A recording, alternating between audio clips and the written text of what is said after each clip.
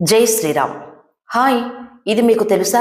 ఈరోజు నేను సోషల్ మీడియాలో సాధారణంగా మాట్లాడే నవ్వుల గురించి కాదు, నాలుగు గోడల మధ్య ఒక భార్య అనుభవించే, ఎవరికీ చెప్పుకోలేని ఒక నిశ్శబ్ద వేదన గురించి మాట్లాడాలి అనుకుంటున్నాను. సాధారణంగా ప్రతి భార్యకి తన భర్త మీద ఎన్నో చిన్న చిన్న ఆశలు ఉంటాయి. మా ఆయన ఆఫీస్ నుంచి వచ్చేటప్పుడు నా కోసం మల్లెపూలు తెస్తే బాగుండు, పండ్లు తెస్తే బాగుండు, పండక్కో పుట్టినరోజుకో ఒక మంచి చీర కొనిపెడితే బాగుంటుంది అని ఆశపడటం ఏ ఆడపిల్లకైనా చాలా సహజం. చాలామంది భర్తలు భార్యల ఆశలను తీరుస్తారు కూడా. కానీ అందరి జీవితాలు ఒకేలా ఉండవు కదా. సమాజంలో కొందరు భార్యలు ఉంటారు, పెళ్ళైన దగ్గర నుంచి మా వారు నా కోసం ఇది కొన్నారు, అది తెచ్చారు అని పక్క వాళ్ళతో చెప్పుకునే కనీస సంతోషానికి కూడా నోచుకోరు. ఒక చిన్న వస్తువు కూడా భర్త నుంచి అందుకోలేని ఆ భార్య మనసు ఎంతలా క్షోభిస్తుందో ఎప్పుడైనా ఆలోచించారా? అది కేవలం ఒక వస్తువు లేదనే బాధ కాదు, తన భర్త మనసులో తనకు స్థానం లేదనే ఆవేదన. ఇలాంటి పరిస్థితుల్లో ఉన్న ఒక మహిళ బయట ఏదైనా పెళ్లికో ఫంక్షన్కో వెళ్ళాలంటే ఎంతలా సంకోచిస్తుందో తెలుసా? చుట్టూ ఉన్న వాళ్ళంతా రంగురంగుల చీరలు నగలతో ముస్తాబై వస్తుంటే తన దగ్గర ఏమీ లేక పక్క వాళ్ళు అడిగే ప్రశ్నలకు ఏం సమాధానం చెప్పాలో తెలియక ఆత్మన్యూనత భావంతో నలిగిపోతుంది. అందుకే చాలా ఫంక్షన్స్కి వెళ్లకుండా ఇంట్లోనే ఉండిపోతుంది. కానీ ఈ లోకం ఎంత విచిత్రమైనదో తెలుసా? ఆ మనిషి వెనుక ఉన్న బాధను అర్థం చేసుకోదు. పైగా ఆమెకు చాలా పొగరు, ఎక్కడికి రాదు, ఎవరితోనూ కలవదు అని చాలా సులభంగా ముద్ర వేసేస్తుంది. పోనీ లోకం సంగతి పక్కన పెడితే కట్టుకున్న భర్తైనా అర్థం చేసుకుంటాడా అంటే అదీ లేదు.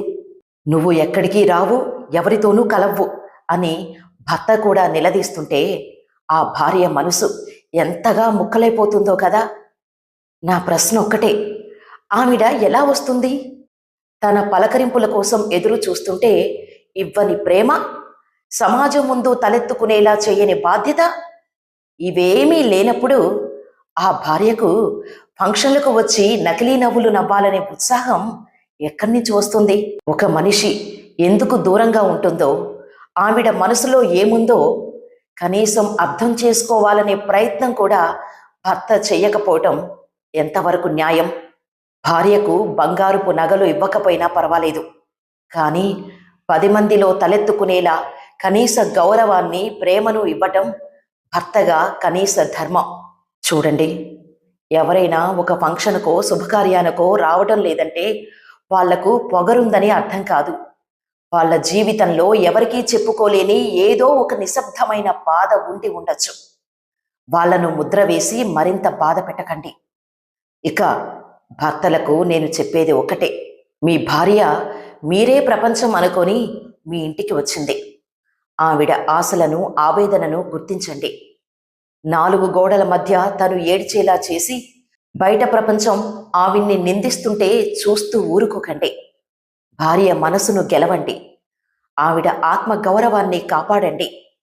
అయితే ఇందులో అందరికీ ఒక డౌట్ రావచ్చు, ఆ భర్తకి ఆస్తి లేదేమో, సంపాదన లేదేమో అని. అవి వాస్తవమే. కానీ పెళ్ళైన 30 ఏళ్లలో ఒక్క రోజైనా ఒక్క పండు కానీ, ఒక మూర పువ్వులు కానీ, ఎనీథింగ్ 10 రూపాయలు పెట్టేనా ఒక్క వస్తువన్నా తెచ్చాడా? అటువంటి వాళ్ళ గురించి నేను చెప్పేది.